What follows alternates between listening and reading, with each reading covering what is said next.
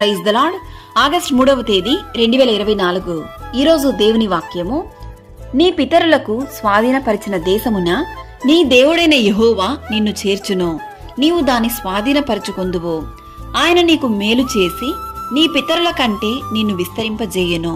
ద్వితీయోపదేశకాండము 30వ అధ్యాయం 5వ వాక్యము. అవును క్రీస్తునందు ప్రియులారా, నీ ముందర నడుచువాడు యెహోవా, ఆయన నీకు తోడయుండును. ఆయన నిన్ను విడువడు, నిన్ను ఎడబాయడు. భయపడకుము. నీవు దేవుని యందు విశ్వాసముంచినట్లయితే నీ దేవుడైన యెహోవా చెరలోని మిమ్మును తిరిగి రప్పించును.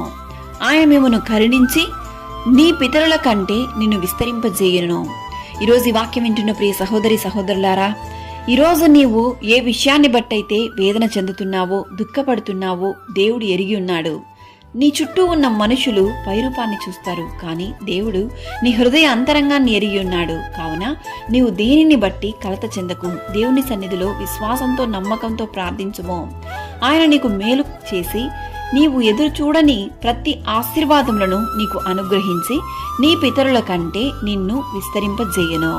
నీవు స్వాధీనపరుచుకున్నట్లు నీ దేవుడైన యెహోవా నీకు స్వాస్థ్యముగా ఇచ్చుచున్న దేశములో యెహోవా నిన్ను నిశ్చయముగా ఆశీర్వదించునుగాక. ఆమేన్. God bless you.